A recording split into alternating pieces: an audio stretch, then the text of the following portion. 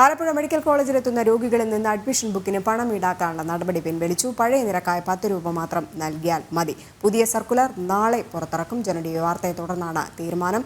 നിഷ ദിലീപ് ഉണ്ട് ലൈനിൽ. നിഷ, എന്തായാലും നടപടി ഇപ്പോൾ പിൻവലിച്ചിരിക്കുകയാണ്. ആലപ്പുഴ മെഡിക്കൽ കോളേജിലെത്തുന്ന രോഗികൾക്ക് ആശ്വാസവുമാവുന്നു. എന്തായാലും വലിയ പ്രതിഷേധം തന്നെ ഇതിനുശേഷം ഉണ്ടായി എന്നാണ് അറിയാൻ കഴിയുന്ന രോഗികളുടെ ഭാഗത്തു നിന്നും. ഇപ്പം ജനൻ TV ഈ വാർത്ത റിപ്പോർട്ട് ചെയ്തതിന് ശേഷമാണ് നടപടിയെടുത്തത്.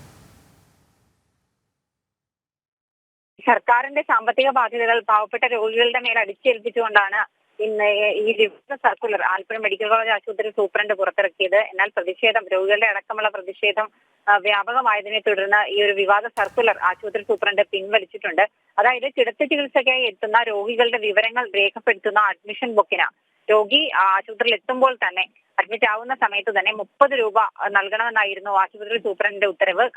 അതിന് കാരണം പറഞ്ഞിരുന്നത്, ഈ ബുക്ക് സാധാരണ ഈ ഒരു അഡ്മിഷൻ ബുക്ക് അച്ചടിച്ച് നൽകുന്നത് സർക്കാരിന്റെ പ്രിന്റിംഗ് പ്രസിൽ നിന്നാണ്. പക്ഷേ ഇപ്പോൾ സർക്കാരിന്റെ പ്രസിൽ നിന്ന് ഈ ബുക്ക് കിട്ടുന്നില്ല.